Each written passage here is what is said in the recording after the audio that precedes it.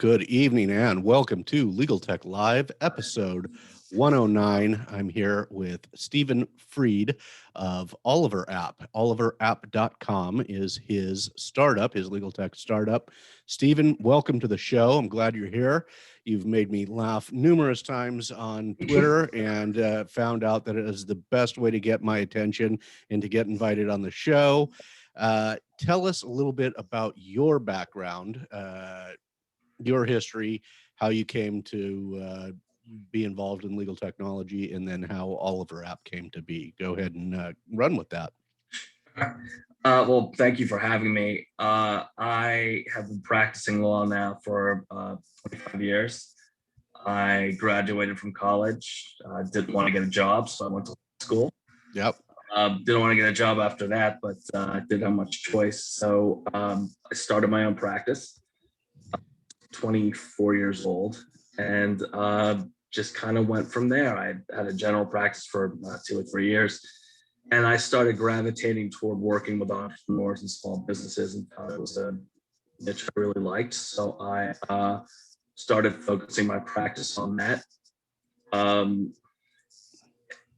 As I continued to practice, I found that a lot of people were asking me to do the same thing over and over: incorporate, register trademarks, stuff like that. But one of the hardest things I think there is to sell is legal services.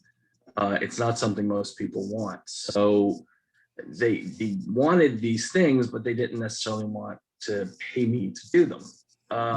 So I decided that I would try to find a way to automate as much of it as I could. And maybe if you give people that option, then they'll go ahead and do the things they need to do to really set up their businesses properly. And so I started developing what is now OlyverApp. And that was about, I think the concept was probably about 10 years ago, and I started developing it maybe 3 years ago. All right. And so this was born out of your, and we've got Chris Draper and Miles Thiemann are joining us in the Zoom room. If you are live with us on the Facebook group, please go ahead and ask your questions of Stephen. We will answer those on air. So this was born then, Stephen, out of your own, okay, this is rote or repetitive stuff that I'm doing, and how can I solve this? How can I solve this pain point for my clients? Yeah, I mean, that's because I would get situations where somebody wanted, they wanted to do a deal, even a relatively small deal, and they would come to me and they just hadn't dotted the I's and crossed the T's because they hadn't wanted to pay the money. And so when they went to do these deals, they were spending a lot more money cleaning everything up. Just so, but for most of that, I'd say about 95% of it, if you can help them do it themselves, then two things happen. Number one, they're running compliant businesses, so they're in a better position. They can get investment. They can they can sleep at night knowing they've done what they need to do. But also, it let me as a lawyer really focus on the legal side, on the stuff that was really important, instead of doing a lot of just kind of tedious tasks. So it seemed like a win-win for everybody. Excellent. So for those watching on Facebook and in Zoom, OlyverApp on their website, OlyverApp.com, and I should note Oliver is OlyverApp.com. Start, manage, and grow. That's kind of it with OlyverApp. So you can start by forming corporations and LLCs, register trademarks, create website terms of services, get common business contracts. And then there's the manage aspect, that features that you offer with OlyverApp, maintaining cap tables, appointing managers, notice and hold meetings, get registered in any state, file reports and returns. And then there's a grow aspect that you target here: provide potential investors with due diligence documents and records, and wow them with your management skills. So it's really, we've seen some of these legal tech startups who will do the forming corporations, LLCs, and trademarks, but it looks like you've gone further than that, a little more in depth. We've tried. There's a line somewhere between sort of consulting and giving people, helping people do things that they can do on their own, and then practicing laws. So we don't want to, certainly don't want to give anybody, a false sense that, oh, I'm getting legal advice here, or I'm covered, or something like that. But so many of these functions are things that really don't require legal advice, and sending out a meeting notice, keeping meeting minutes, even something like registering a trademark. I mean, there are ways that you can show people how to do it themselves, and it just saves them. Ultimately, it can save them a lot of money, and it can motivate them to do things that they will do themselves but may not be willing to pay for. Excellent.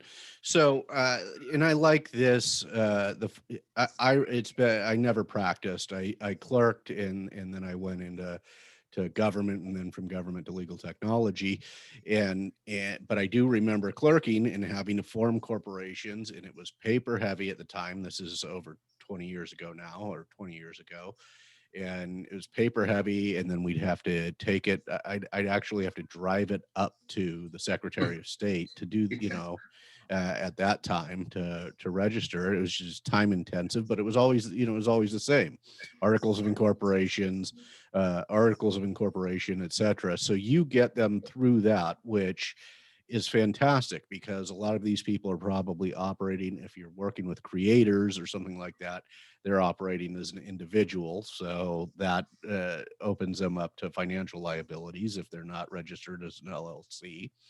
But it looks like you're in the legal tech startup space, and it looks like you are targeting those who have startups who may need to maintain cap tables, and have meetings and have investors. So you're like, you're kind of setting these companies up for further success later on, rather than We having sort of a mess of, well, we're two people working together on our startup, and we've talked about 50-50 division, but we have nothing written down. And Right. Right. Yeah, and I didn't mean to cut you off, but what I've tried to do is to sort of divide things into two buckets. You've got things that people can generally do by themselves, like sending out giving meeting minutes or something like that. And then things where either you really have to have a lawyer do it. I generally think writing a contract should be done by a lawyer, not by a machine, or at least reviewed by a lawyer. And then other things where you really do need a lawyer, or where it may just be easier to actually involve a lawyer than it is to try to do it yourself, like with trademarks. So what we try to do there is create a system where we can streamline the interaction between the lawyer and the client. You can get a lawyer, you can share information. The lawyer still does the legal work, which is important, but you're cutting out the consultation time. You're cutting out a lot of the back and forth. I mean, if you think about something like a non-disclosure agreement, every non-disclosure agreement has been plagiarized from somebody. And somebody wrote a non-disclosure agreement like in 1943, and everyone's been copying from it since then. So, if you give 5 or 6, pieces of information, a lawyer can plug that into a document and review it and make sure it's right for your specific situation very quickly. It shouldn't be expensive.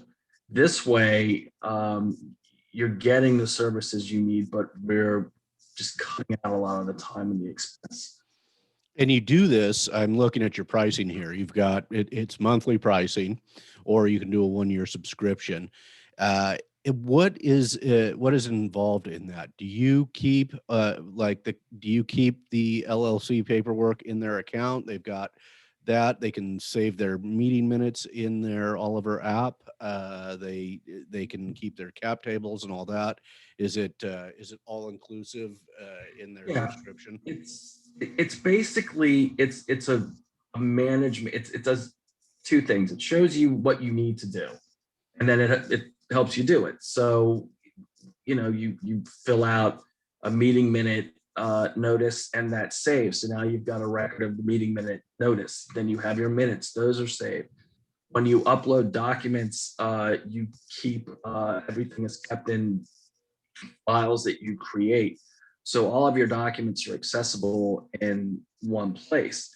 And then if you are going out and looking for investors, you're going to go through the due diligence process. And this is really something, I've taken a number of companies through due diligence, and you'll get these 120, 150 item Excel spreadsheets that they want you to fill out.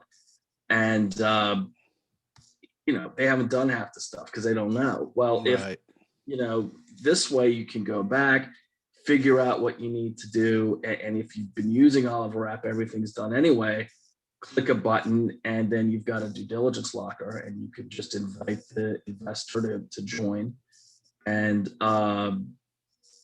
you've basically cut 6 weeks out of the process.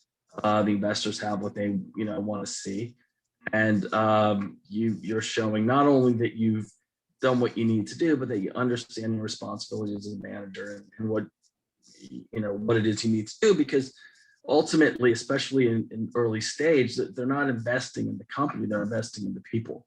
And if investors, whether it's an angel or a VC or whatever, looks and sees somebody who understands management, knows how to mitigate against these risks, they're a lot more likely to invest in you. Yeah. Yeah. And do you have any success stories about your any of your clients, your users who have, any testimonials from them that have said, boy, the, Kleiner Perkins or Sequoia or, whatever, was somebody, our investor, our angel investor, was really impressed with how well prepared we were with these documents? I don't have anything like that. I mean, we've got some endorsements and some people that have said some nice things on the website. The due diligence is the newest functionality. So that's still sort of, and we're still cleaning some things up with that. But that's ultimately, very shortly, what you'll be able to do on the site. For now, basically, though, you store all your documents, you've got all your information, and it's easily accessible. And then the idea is that when that same sort of these same summaries are available to the investor, so everything is, and they've got all the information they need to make a decision, and you're making a good first impressions. But we've got a lot of people that seem very happy with the service in terms of incorporating and stuff like that, and we're just getting the due diligence stuff off the ground. So Excellent. Colin Levy's over the Facebook group, and he says hello to both of us. Colin, how are you? Right back at you, Colin. If you have any questions, our guest tonight is Stephen Freed of OlyverApp. Get those questions in. We'll ask them direct to our guest. Stephen, when did you go to market? It's been a gradual, we didn't really, we didn't do a launch. It's just sort of been a gradual thing. I started migrating my clients on there. And the way this has worked, because I coded this myself. All right. I had to learn how to code. So a lot of what I've been able to do is work with a client, sort of get from that client what's worked and what hasn't worked, and then go back and refine things. And as I've gotten better at coding, obviously and I have people that help me with that as well, but I've been able to try to make it as streamlined and easy to use as possible. So it's live. I think we went live, became a pay site late January, early February this year. And then, but it's been built using actual clients of mine and sort of working with them to figure out what's working, what's not working. And the big, the big issue is they said, well, don't make me think. There was a book called Don't Make Me Think, which is sort of the seminal book on web design. And so it's basically been a process of building it, seeing where we're asking the users to do too much, and then putting it where the users don't have to do more than the absolute minimum. Yeah, that's a good book reference. I'm glad you brought that up. Miles asks, how do potential clients find their way to you? where has your marketing been most successful? And it's a great question, because this is, in fact, our friend, mutual friend Mike Whalen was just having this discussion on Clubhouse a day or two ago about legal tech. You can't just build it and expect people to come, right? Yeah, but I learned that. I know that now. I would build this thing and I get a call from Google and they would just show up with a couple of suitcases full of cash and we'd be finished. No, that's not how it works. And the marketing has been, I think, much more challenging for me than the coding. And right now it's just, it's word of mouth. It's getting people that have used it and that have liked it to help us promote it. We're entering into a partnership with another legal tech startup. We haven't announced it yet, but I think we're going to do it next week, but I can say it here, called Instalaw, which is a product that connects people who want to talk to lawyers with those lawyers in real time. So instead of, sending a lawyer an email and setting up an appointment in 3 or 4 days, you can get a lawyer on the phone in less than 10 minutes. And we felt like for what we were trying to do, again, we've got somebody and they're sitting down and they're working on this stuff. Once they put it aside, they're going to look for every excuse not to deal with it anymore. This way, if you've got some questions about a trademark or something like that, or copyright or whatever, you can get on the phone with a lawyer while you're working on it. So we're looking at strategic partnerships. And I think all the other traditional marketing ways, just a lot of social media posts. I went back on social media. I'm trying not to talk about hockey or politics, hockey on social media, but sort of stick to the subject. And then the last thing I would say about that is I have, having practiced now for 25 years, I have a healthy issue with the way a lot of the legal industry is run. And I don't think that it's as consumer friendly as it needs to be. And that's why so many, something like 80% or 75% of people who show up in civil court are unrepresented. Mm-hmm. So things that I've started talking about, and there's some other people that are very interested in this as well, is to create a marketplace for services like this, not just entrepreneur services, but legal tech companies that are consumer facing, that are reaching out not to law firms, but to people who need services anyway. And I think if we can, and there are other services that are launching, like Instalaw, there are others that are out there. If we can find ways to get people comfortable with the idea of getting these services through non-traditional means without them feeling like they're taking a shortcut, that would be a big boon for everybody. For everybody. Yeah. I mean, that's a common recurring theme on this show. Oh, hi, Cami. Cami says Cami Lopez says very cool. She likes that idea. She's another legal tech founder. Yeah, I mean, it's an ongoing theme. It's an ongoing theme of the show. Those of us in legal tech see that 75% of self-represented litigants, 75% of litigants in civil court being self-represented as a market that we have failed to address in the legal services delivery.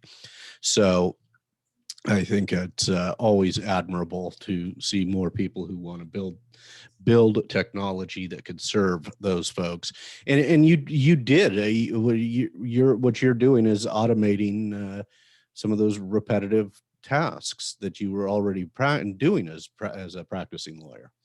Right. And that's, if you can do it more efficiently and you can bring costs down, and you include more people in the service, and people will spend a certain amount of money if they think they're getting value for it. The hardest thing with legal services is to convince people that you're actually getting something for the money that you're paying. So if you're focused more on the actual legal service and not on a lot of the other collateral stuff that we usually wind up doing just because it has something to do with a legal service, then you're then you're opening the market to a lot of people. Yeah, yeah, I love that. What type of company? You've had some existing clients, and I'm not saying tell me who your clients are, but what types of companies have tested Oliver App so far? Has it been a wide variety? In terms of industry, yeah, we've had companies from lots of different industries. We've really kind of focused at the beginning on startups, early stage startups, and people that are still sort of in the process of putting um, their companies together and getting off the ground. Those are the people that tend to need. We started with the corporations module, and those are the people, once you've already formed a corporation, you can use, we'll help you file your annual reports and link you up with tax and stuff like that. But that's the functionality that we developed first. So we started focusing on companies that were really just brand new. And that's kind of where we stayed because I think um, it's younger entrepreneurs, I think, that are more willing to take a risk on tech, to do things in a non-conventional way. I think if you went to somebody, who's in their 60s or 70s, or maybe even in 40s or 50s, you're sort of programmed to think, well, this is how I go about getting a lawyer. And so this is how I really should do it. Right. If you're, 20 or 30, you're probably thinking, well, listen, I don't have to sit in some guy's stuffy office. If I can, do this in my pajamas at 2 in the afternoon and save a bunch of money, I'll just do that. Yeah, and even with folks in our age range, right, or at least a lot of us, like if I can avoid going to the doctor for the allergy medicine refill, like can I do this through the telemedicine, or can I register my vehicle online? Give me the online option first and Like save me. standing at the lane for 40 minutes while they put. Right. So I mean, it makes sense to me. It makes sense to me. I've dedicated several years to this now that we would do these legal services uh, using technology as well. I'd like to see, certainly regulation prevents some of it, but I'd like to see more of this because it makes sense. Like, give me the option that's easiest for me to retain the right counsel, or to finish this most efficiently. Miles asks, and Miles is actually doing my job for me. This was going to be one of my follow-up questions. I appreciate that, Miles. It makes it so much easier for me. Uh, and you're based in New York. And how do you go about advising clients who come from states in which you're not licensed? We're very How does Oliver app avoid that? Yeah, so we're very careful to draw a line between what is the practice of law and what isn't. Right. And we get very clear on the website that we're not providing a legal service, and it's important for people to understand that because we want them to be able to use us and get things done. But I don't believe in taking a lot of shortcuts, and I think that if the goal is to get these guys in the position to raise investment capital, not having the right people on board, including a lawyer, is a mistake. So Mhm. the idea isn't to provide legal services, it's to streamline them when necessary, and sort of keep lawyers doing the actual legal work. So, for example, you can go online and you can send out meeting minutes because that's not, or you can send out meeting minutes notices or keep meeting minutes. That's not a legal function. That's something that you don't need a lawyer to do. Same with forming a corporation. If you go on any state's Department of State website, you can, they'll pretty much show you how to do it themselves. So we're not doing anything differently than any of those government services are doing. Uh, when you do need legal services, when it becomes more specific, then we get you to the people that you need to talk to. So, for example, if you have specific state tax issues, we'll get you to the tax people, and then we'll try to help you find an accountant in your area if that's what you need. If you need, we're adding a module that for business insurance.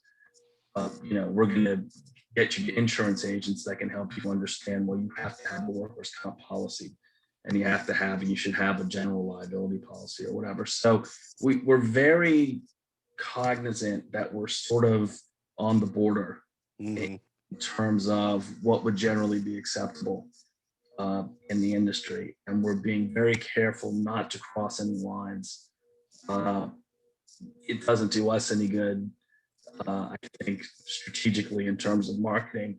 But more importantly, it wouldn't do our users any good, because the idea is for them to be responsible managers and to prove themselves to be responsible managers to potential investors. And part of that is understanding what they call a lawyer. Right, right. And I think that's important. And do you offer, we can put you in touch with, like if they are New York based, do you offer to turn them over to your law firm for further counsel there, or do you keep the firm and OlyverApp completely separate? The work that I do is totally the work that I do for clients. I keep separate from OlyverApp, and I don't want to be, I'm not licensed. I'm licensed in one state, and I'm certainly don't want to be doing, legal work for all the people that I hope will be using the app. Right. But what we try to do, so you can bring your own lawyer, and then we are adding resources so that if you need lawyers in certain areas or in certain specialties, you can get them. So patent law is a good example. All the guys that were engineers and were really smart, they all became patent lawyers. Those all the poli-sci majors and the international relations majors like me who wound up becoming general practitioners. But Right.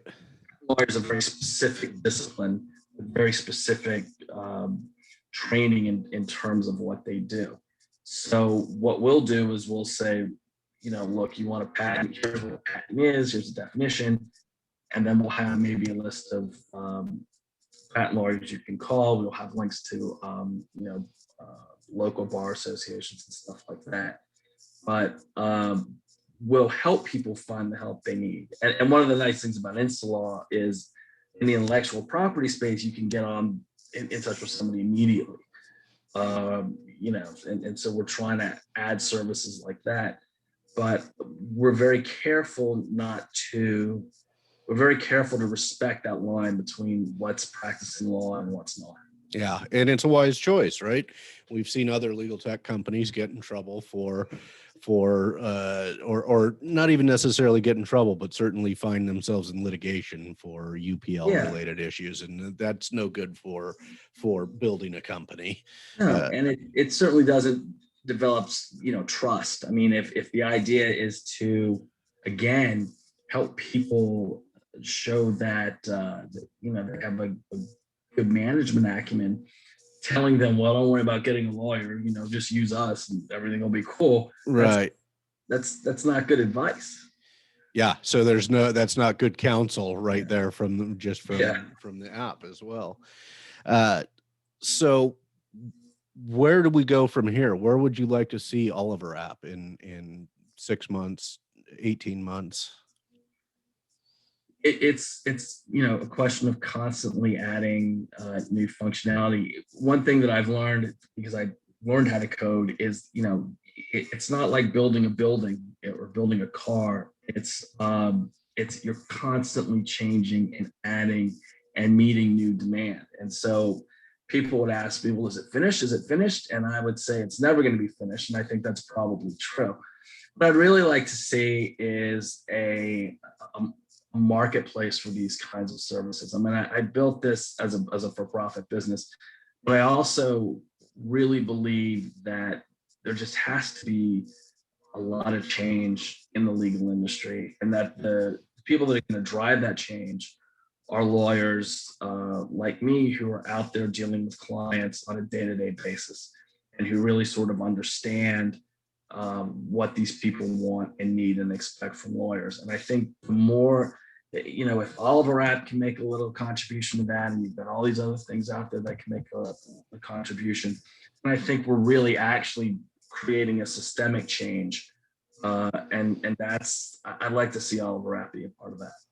Excellent. And Cami says she's got to run, but she definitely wants to she'll definitely check out your website. Thanks, Cami, for being here tonight. Looks like Andrew Freed has also joined us here. Is this a family member? Yeah, That is.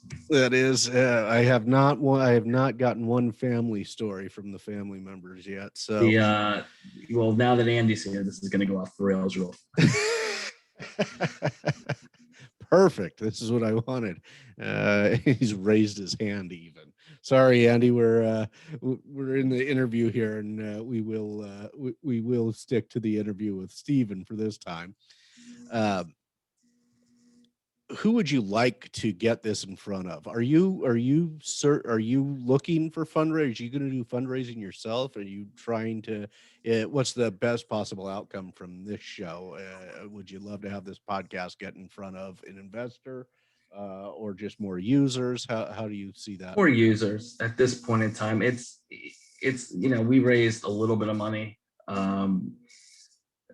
Not very much, again, because I'm the one who's built it, and I, there are people with whom I work to build it, but we're not really looking for investment dollars.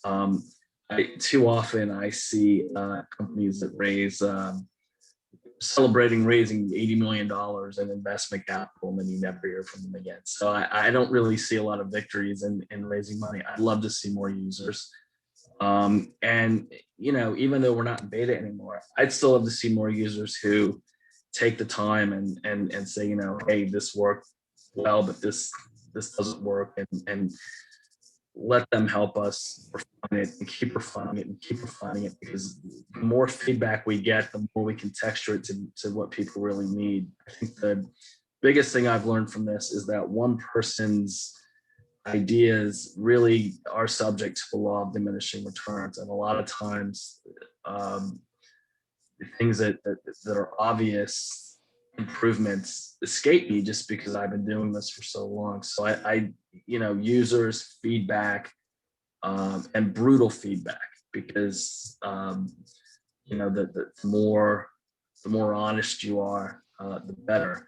Also, I tend to give brutal feedback, so So you have to be willing to. What's good for one is good for the other. Yeah. So, and that is a follow-up question to that, is because normally we'll have, maybe a technical founder, and the lawyer founder or legal services founder, or somebody who both founders are technical, and there's no lawyer involved. We've had that a few times as well. But what did you have to learn to code? Did you learn coding in Python? Did you do this in Python? What'd you do?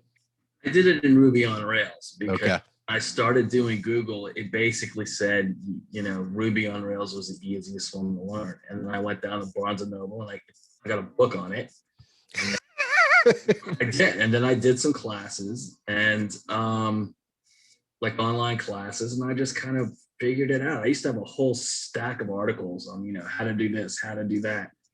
And I've worked with some other coders who have shown me some things as I got past the point where I was like, learning to code is nice, but this project needs to get going. Mm-hmm. I was able to sort of outsource some of that, and in doing so, go back and look at what they did and say, oh, well, I can, we can do this here and make these changes too. So just having a little bit of that knowledge from the coding that you were doing yourself allowed you a little bit more ability to communicate with your. Yeah, I could explain. Before I decided to code it myself, I was looking for coders, and someone said to me, somebody was, I think he was a Japanese national who was studying at NYU. And he said to me, well, what language do you want this in? And I said, I want it in English, because it's going to be this. That's how clueless I was. Right. And then, so, I started from there. But then, once I would communicate what I want, now, if I want something specific, I can, call up the coder and say, hey, listen, how do we do this? I don't want to take the time to research it. You just do it, and then I can look and see what he did and learn from it. There are a lot of really talented coders out there. You don't have to reinvent the wheel. Yeah. Miles asks another exquisite question that I'm sure you guys have faced before, and that's how it came to be. But you're offering some of the stuff that LegalZoom offers or has offered, and he's talking about their ads are on radio, their ads are online, you see them on TV even. What's the difference? And how are you guys unique from what LegalZoom offers? LegalZoom, from my perspective, and I come at it from the point where I've had to correct a lot of mistakes LegalZoom has made. People have come to me, LegalZoom kills a lot of trees and they generate a lot of paper, and most of it is worthless or actually counterproductive. You have to go back and rewrite stuff because they haven't, you can't put the intellectual property in the company because the LegalZoom paperwork was wrong. There's always issues. What we do is two things. LegalZoom basically, from the business side, as I can tell, fills forms. And you don't need LegalZoom to fill those forms. You can go on any Secretary of State website and fill out those forms for free. And Right. actually, the explanation you get from the Secretary of State website is usually a little clearer. But what we really want to do is we want to also get into the management. It's not about paper.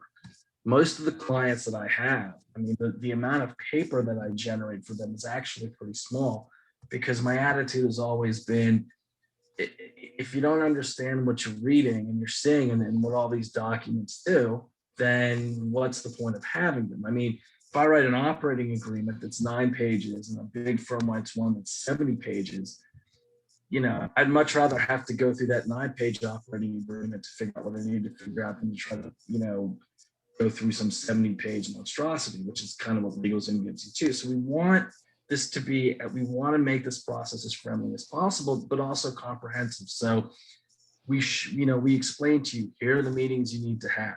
Here's how you send out the notice.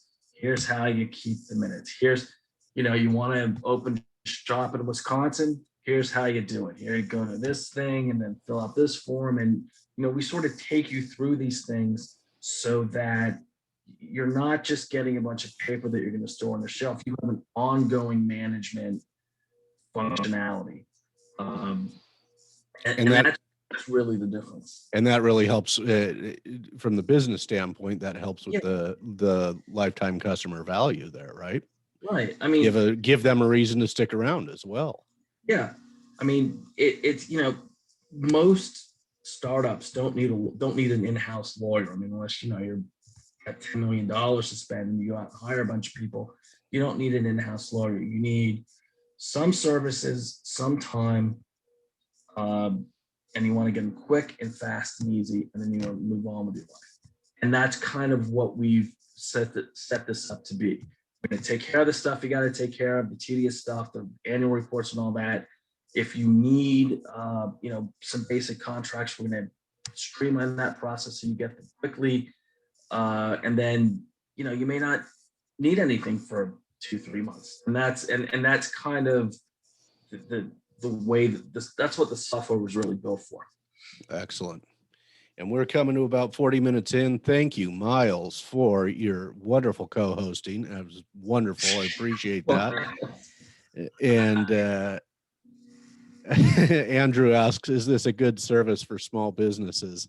Yeah, I think we actually covered that. This is a great service for small businesses and startups. But Andrew Freed, who asked that? Yes. Yep. Yeah, okay. Yeah.